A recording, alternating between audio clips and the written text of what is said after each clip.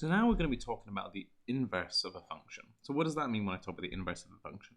Well, it's basically the opposite action of what the original function has done, and it returns the inputs to their original state. So if you think about the forward function here, well, we've got our sharpened pencil, and we have the function f, which adds a rubber to the top of the pencil, and then we have our finished sharpened pencil with a rubber. So from here to here, this is the function f of x, or f of x, which is what we're thinking about.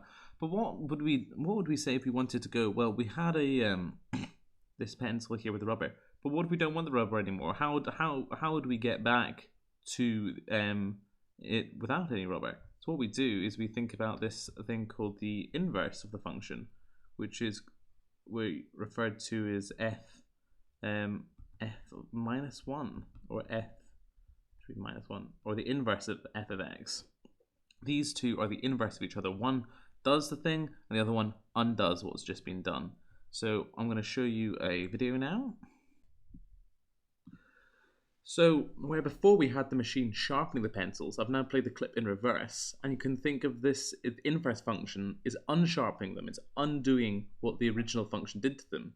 So this is really useful for when we want to know how to get back to our original state. Just say, you wanted to unsharpen your pencil. You're like, well, what am I going to have to do? I'm going to have to do the opposite of whatever I did to get it there.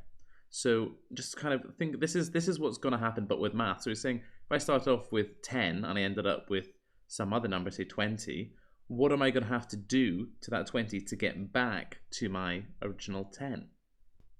So with numbers, what would this look like? Well, how do we check if these two are inverse to each other, right? So we've got f of x is equal to x over 3, and g of x is equal to 3x.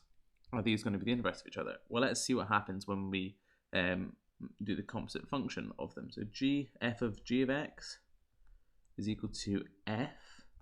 Then we're going to put the 3x in here, 3x.